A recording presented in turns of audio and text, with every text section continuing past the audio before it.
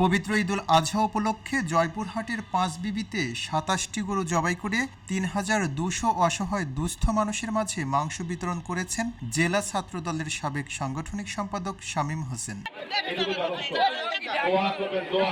শুক্রবার দুপুরে স্থানীয় মাস্টার মাইন্ড স্কুল প্রাঙ্গণে এসব কোরবানির মাংস বিতরণ করা হয়। ২৭টি গরু জবাই ও মাংস প্রস্তুত করতে ৩০ জন কসাই রাত ২টা থেকে বেলা ১২টা পর্যন্ত কাজ করেন।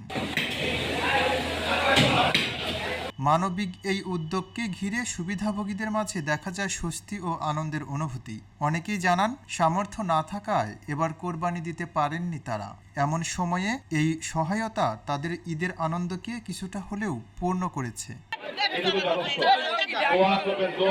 শামীম হোসেন জানান, সমাজের অসহায় মানুষের মুখে হাসি ফোটানোই তার মূল লক্ষ্য। কোরবানির আনন্দ যেন সবাই ভাগাভাগি করে নিতে পারে, সেই চিন্তা থেকেই এই আয়োজন। এ সময় উপজেলা যুবদলের সাবেক সভাপতি প্রভাষক শামসুল হুদা মণ্ডল দুলাল ও পৌর যুবদলের সাবেক সিনিয়র সহসভাপতি হারুনুর রশিদ সজল সহ অন্যান্যরা উপস্থিত ছিলেন।